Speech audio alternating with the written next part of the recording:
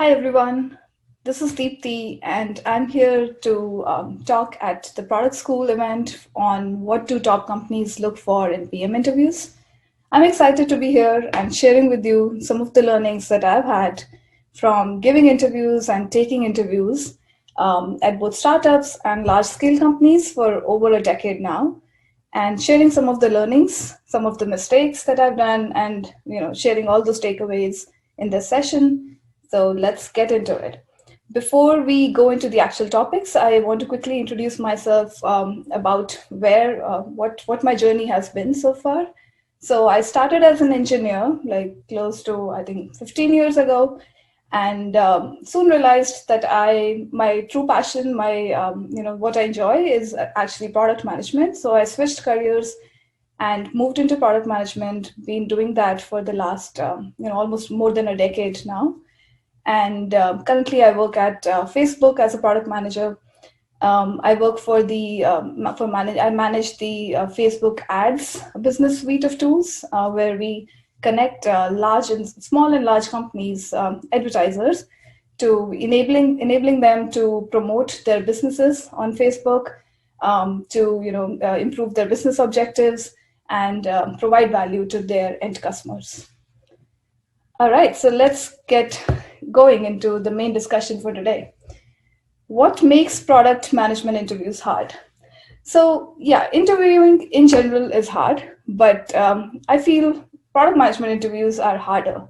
And there's specific reasons that play in here that cause sort of a perception that you really don't know what to expect from a product management interview, which is what we would try to address in today's talk. So some of the things that you've heard about or experienced. So there's no silver bullet per se on how you should prepare for a PM interview. How do you know exactly what the interviewer is looking for? Because you're going to be assessed on a broad range of skills. It's not just technical, it's not just design, or it's not just strategy or operations. You're being evaluated on a really broad range of skills across objective and subjective dimensions. And there are like some common myths and pitfalls that you want to avoid while you're interviewing. So we'll talk about that. Things, what to do, what not to do. So being cognizant of that. And then how is product management interviewing different from when you do that interview for a startup, small company versus for a larger based organization. So we'll go into some of these aspects and how to address them. All right, so let's get to the meat of the discussion. So which is, what are the key skills that I'm being evaluated for in a product management interview? So let's get directly to the understanding what are the core skills that contribute to the product management function. So to understand that, let's take a step back and just if we have to provide a description, a quick description of a product manager to somebody you're talking to. What are the few things that come to mind? So what does a PM do? What does the day-to-day look like? What is really that you're responsible for? Like some folks, you often hear the phrase that product manager is the CEO of the product. What does that really mean? Like you do have accountability, but you surely don't have the authority on a lot of the team that you're managing. So let's go into what does the PM do. So number one, you are responsible for identifying the product market fit. Like, are you solving the right problems? Is that problem important enough? Is there a need in the market to solve for it? What's the user pain that you're solving for? Why would somebody even be interested in buying your product? What are the key unique value proposition of your product? So all that falls in this product market fit. And then you want to define your product mission, goals. What's the North Star? What are you trying to accomplish, say, in the longer term? What's your 3 or 5 year mission? Vision and mission that you want to empower your teams for? What's your strategy to get to that mission? How would you define your roadmap? So basically, it's a balance between your long-term thinking and execution. half over half, that, and how closer you get to the North Star that you have defined. And then how do you inspire teams for executing on this mission? How do you prioritize between the different problems? Like, what do you focus on, what not to? And then driving the teams to rally around that mission to deliver the end goals and the end state of the product that you're looking for. And how would you measure impact? I think that's a key aspect, key function of a product manager role, is measuring impact, measuring and tracking the success of a product. How is it going? What would you do differently? What are there like adjustments or pivots you need to make along the way? All right, so that's about the product management role per se, right?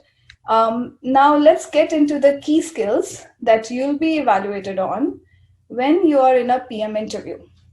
So based on all the interviews I've been in, for over the years, I think I've sort of summarized it into 3 key skills that you are being evaluated for.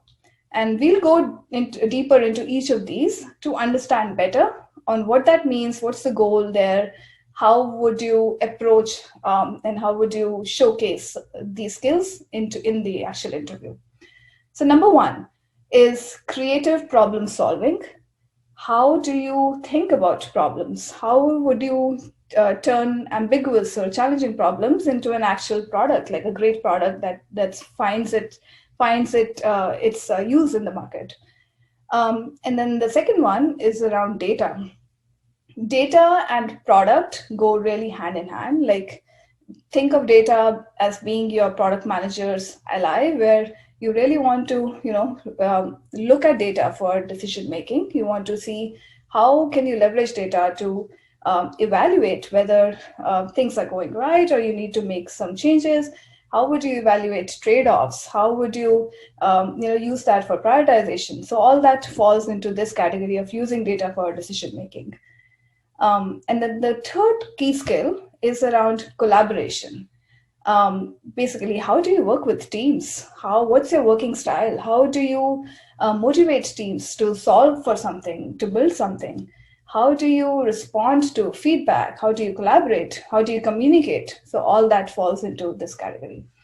So those are the key skills, and we'll go into deeper context with each of these. And then before we go into deeper with each of these areas, I want to now take just a minute to talk about what are some of the misconceptions, some of the myths that we associate with the product management function. And, that sort of internally then finds its way through the product management interviews. And is that the right thing? So we want to bring up these myths up front and see, how to think about it, right? So number 1 is domain experience. So often you might have heard that, it's really great or it's really vital to have a specific domain experience or a core specialization for being a successful PM. So domain experience could be like on the horizontal, you could think of it horizontally or from a vertical space perspective. Like, are you in a specific domain? Are you, say, in cloud? Are you, say, in consumer apps and say in specific e-commerce apps? So like, that's domain experience. Core specialization could be let's think of it as a specific function. Like, are you really strong technically? Maybe you had a technical background. You were engineer. You were really into the weeds with the functioning of the product, and now you've moved into product management. Maybe you were in a design role or a marketing role prior to product management. So that's like core specialization. So the myth here being that domain experience is not really an absolute need for being a successful PM. While it can help you if you are in an industry, serving in a product where it closely aligns with your interest, with your prior experience, it can help. But then in some cases it can be limiting, because that's where most companies look for generalist PMs with a broad set of experience, who can really fit into any problem space, who can bring fresh perspective and new ideas to the table, agnostic of the existing way the things are operating, agnostic of the specific domain knowledge they might already have acquired. So that's the first myth. Second one is interesting to me personally because I feel when I started really early in my career, I believed in this as well, and I've come across many folks who think about it. So let's tackle it. So often in product management, you hear terms like user journey, prioritize your features, figure out your user personas, trade-offs, evaluate all that. From if you come from a different background and you've not done PM product management per se, and you often think of, oh, these sound like fluff terms that PMs use. How do they really apply all this? So that is a big myth in my experience. So in fact, as you grow, as you mature in your career journey with product management, you'd come to realize that actually this is the one thing that really distinguishes distinguishes a strong PM from a weak PM. Basically, if you focus squarely on your users and their problems, that can make all the impact, and that will translate into the actual product, the solution you build, and the impact you make with the product. The third myth I want to tackle is, what's the difference between data-driven and data-informed decision-making? It sounds the same, and mostly we take it as the same thing, but there's actually a nuance between the two. So my recommendation would be that you want to make data-informed decisions, but not purely data-driven. So what that means is leverage data for sure in all its forms that you can capture. Try to dissect it, to go do deeper analysis. So see how you can apply the data to your product function, your success, and all the details that come with it. But then combine that data with product intuition that you have built, while working on this product, talking to customers, talking to users, the actual user behavioral research, qualitative feedback. Combine all of that together. Look at all of these dimensions when you're making product decisions, and not just make decisions based on data alone, because that might give you a skewed picture. And now let's go into some of the pitfalls that you want to avoid when you're in a PM interview.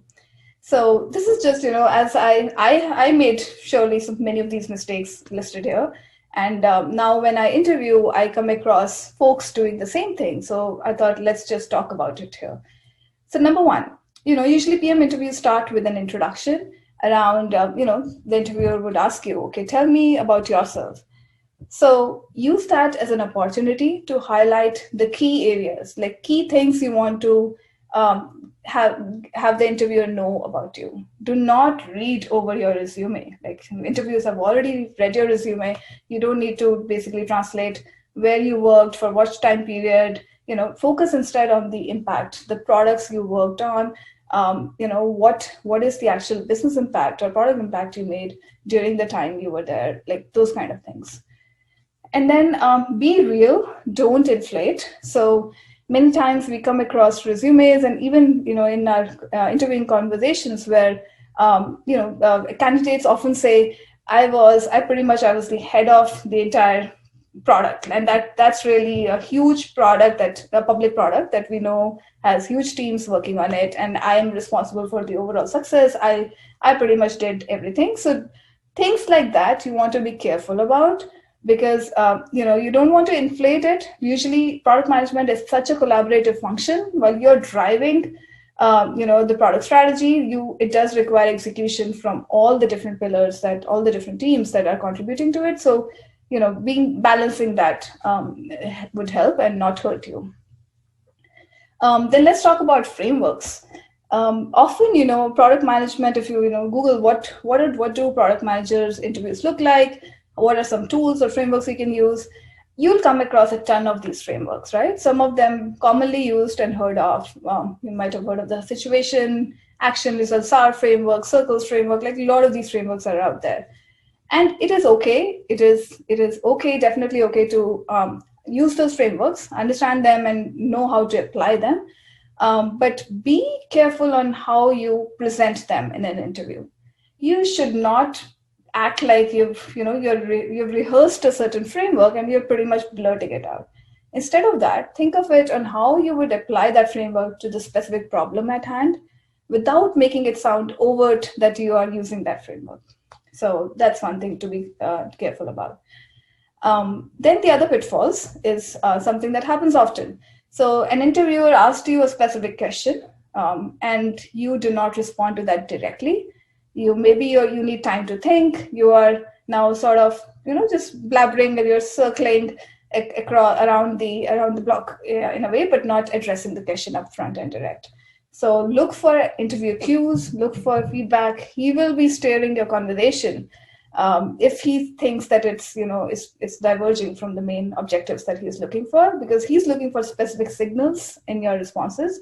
And if you're not providing that, he'll sort of try getting you back on track. So look for those cues and try addressing those questions directly as much as possible. And that goes into the next pitfall listed here, where there needs to be a balance of how much conversation you are steering versus you're letting the interviewer steer. So make it a dialogue.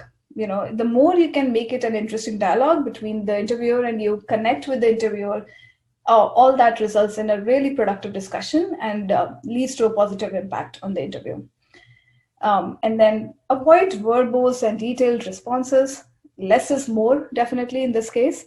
So know when to zoom in and zoom out on your responses, when to be brief and concise, when to be, when does the interviewer need more detail. You can, in fact, ask him, you start with a concise response and then ask him if him or her, if they want to, go deeper into this, and they'll let you know. So know when to steer that conversation. And the last thing on here, if, this is common, when an interviewer asks you, what's your weakness or an improvement area that you would like to share? Often candidates sort of present strengths as a weakness. And I would say that's a major pitfall to avoid. Like, that doesn't work anymore. An example here is, I was working on a project where, it had very stringent deadlines. I worked too hard and I stayed up and ultimately delivered it. And in the future, I want to not work too hard. So that is not really a weakness. You want to showcase real examples and focus on, sort of self-awareness and also humility. So those are the things to watch out for. All right. So let's get into the actual interview. How would we break it down into those 3 skills we looked at? And what are some frameworks and strategies that you can leverage to really be effective when responding to those interview question types? Okay, let's go into our number 1 category here, which is the creative problem solving. So what's the goal of the interviewer here? If you think about it, he is trying to understand, the signal he's trying to get is whether you're able to think creatively, whether you're able to think big, whether you're able to translate an ambiguous problem space into an actual, product or a solution. And how do you communicate, while you're thinking about and brainstorming on the solution? So that's pretty much the goal of the interviewer from this, category. And some of the question types that fall into this creative problem solving section are things around product design. For example, often you come across questions around, say, design an app or design a physical product, and how would you go about it? So it could be anything like a fitness app or even a physical product like an alarm clock for the blind or a modern garage opener. So things like that. There's also product strategy questions that get looped into the problem solving category. And example I have here is like, how would you solve homelessness in San Francisco? So really ambiguous problem, really blanket statement in a way.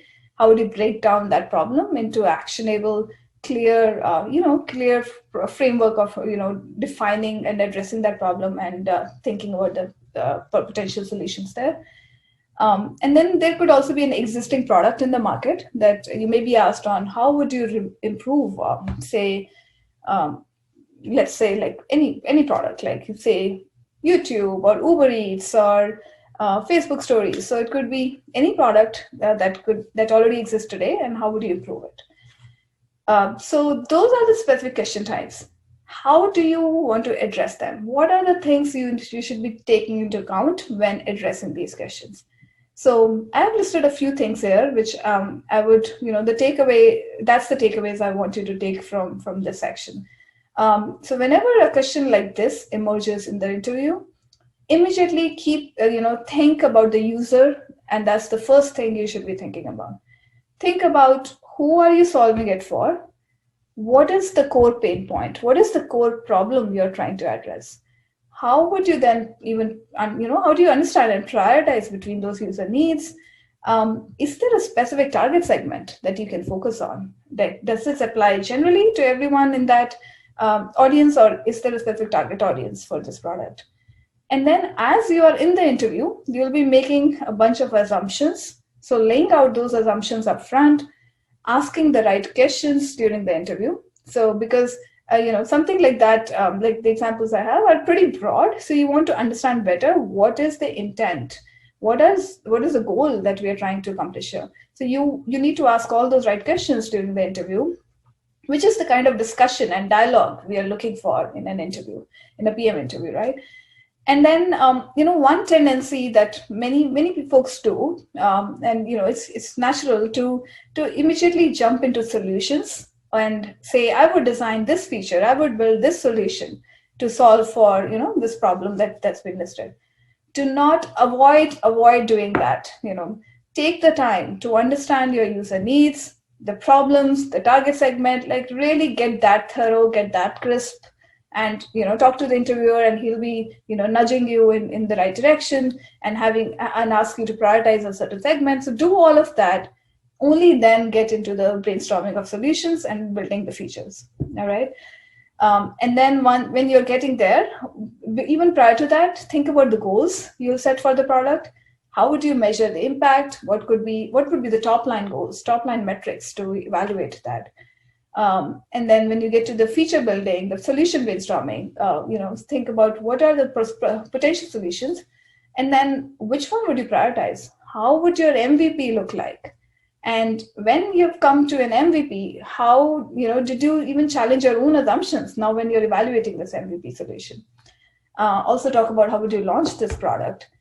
And there's a lot of things here. So there's a structure that needs to be followed. So you think about it in a systematic way, and you present it, you communicate it in a way that the interviewer can follow along, and he'll be asking you questions. So engaging in a dialogue there, and then in the end, summarizing your recommendations. So overall, what the interviewer is trying to identify from this exercise is, how structured were you in your thought process and your communication and the actual product that you built.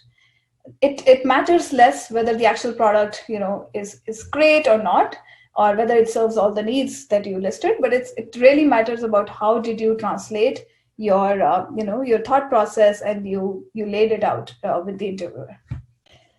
All right, so that was all on creative problem solving. Let's get into our next skill that we want to learn about, which is how do you use data for decision making, and how do you evaluate trade-offs?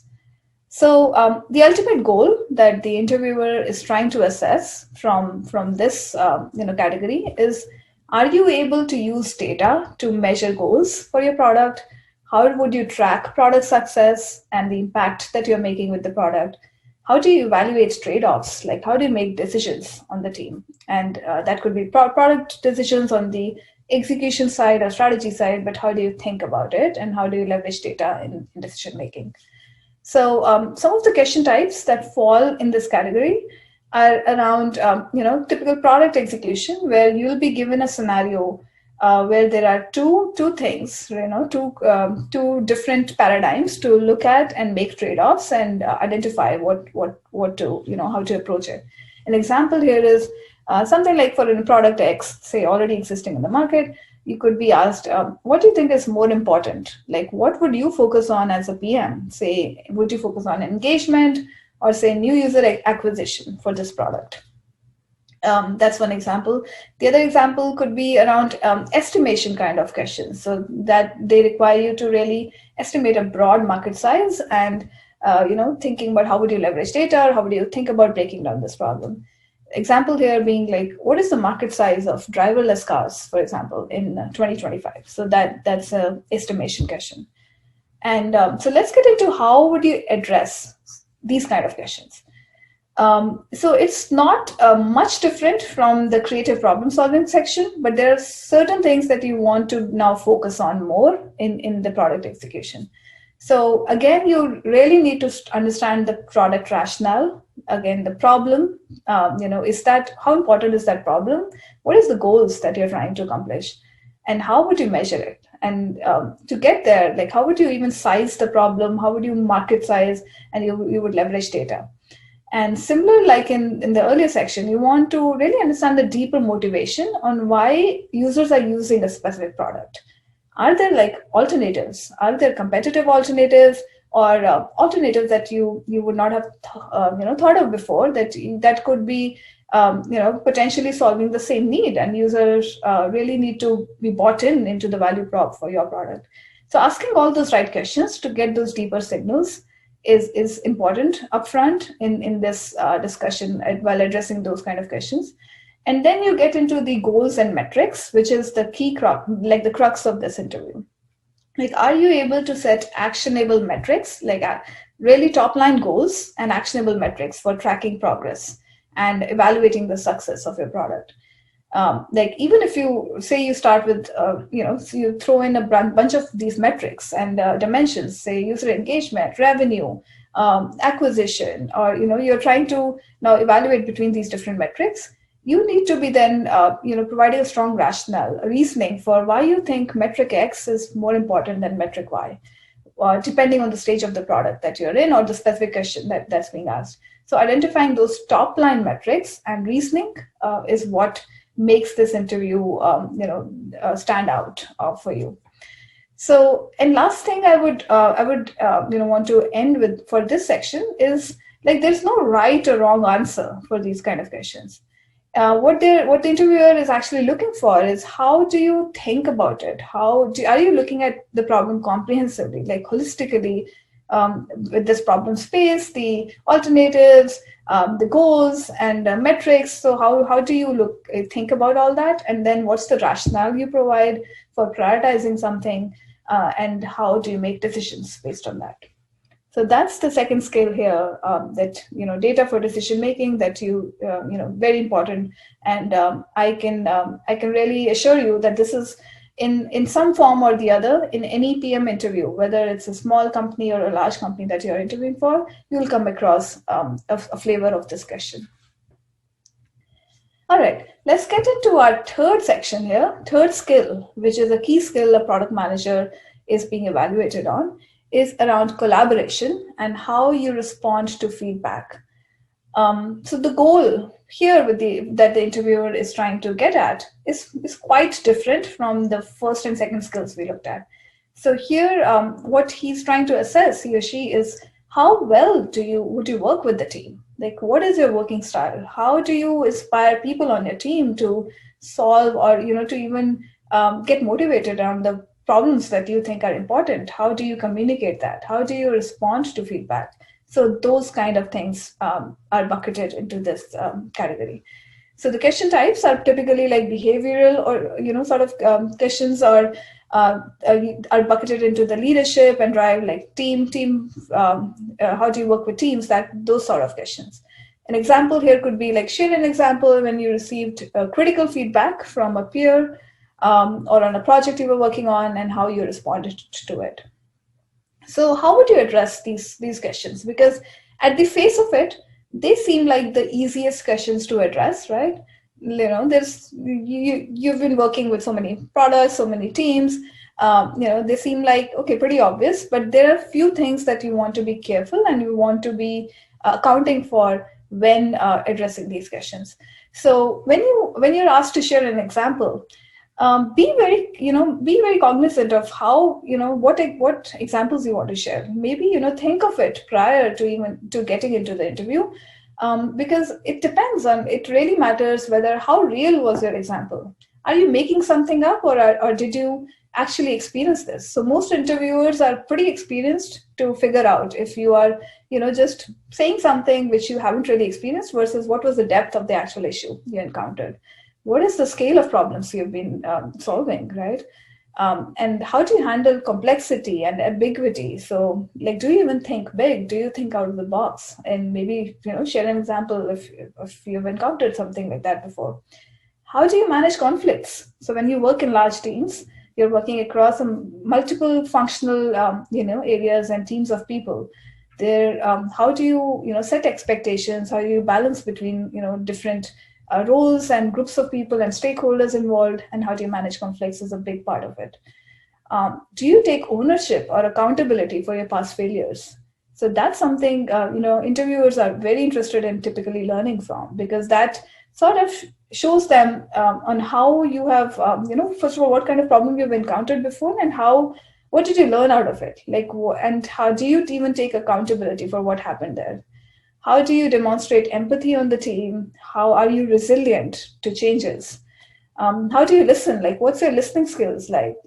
That is something during the interview itself, the interviewer is trying to gauge, like how clearly are you responding to their questions? Are you even listening to their, specific questions? Are you following the cues and feedback from them?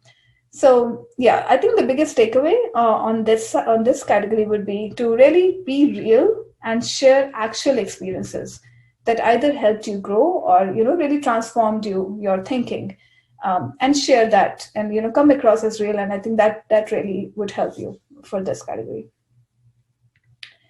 All right.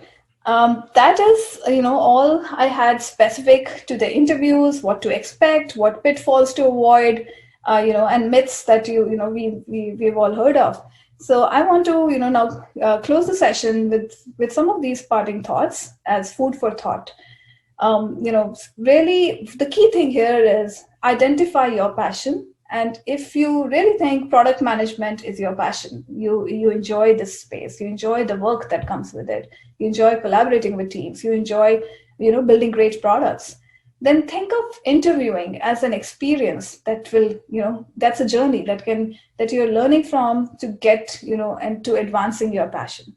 So enjoy the ride. I know interviews come with some pressure associated with it, but the more you change the mindset to be thinking of interviewing process as what can I learn from it? How can I get better at something which I may not be doing as well today? So that can really make the difference in doing a successful interview versus something that you're just trying to get to the next step. And then the next thing being that there's an opportunity in every failure. So as much hard it is to face rejections when you give an interview and it did not go through, there's always so much that you learn from an interview that you gave. Basically, you really have to accept failure as a prerequisite to learning. We all have made those mistakes. I've given so many interviews in the past where I felt really strongly about, that I really want this job. I really want to, this interview is so important for my career. And then for some reason, it didn't work out. And while it is disheartening, you want to really take it in the positive stride. And as I look back on my journey, I think every time that has happened to me, it has resulted in a newer opportunity opening up. And the learning has helped me get to the next step in my career. And then lastly, practice. I think that's the key part to making an interview, really positive and rewarding experience for both the interviewer and you. Like, no one becomes an expert at all these things that I mentioned in just a day.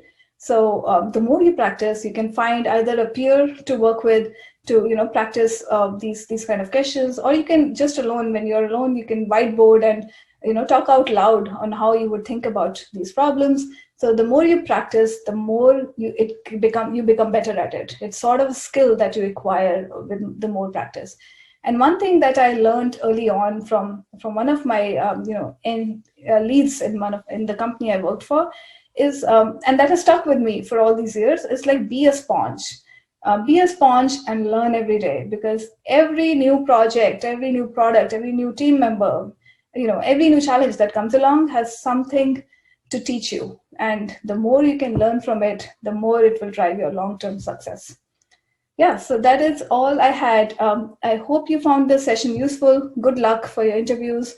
And let me know, give me feedback on how, if any of this, was applicable to your preparation. And, I would also love to see if there are new other things that I didn't capture here that you have found useful from your career and your journeys. Thank you.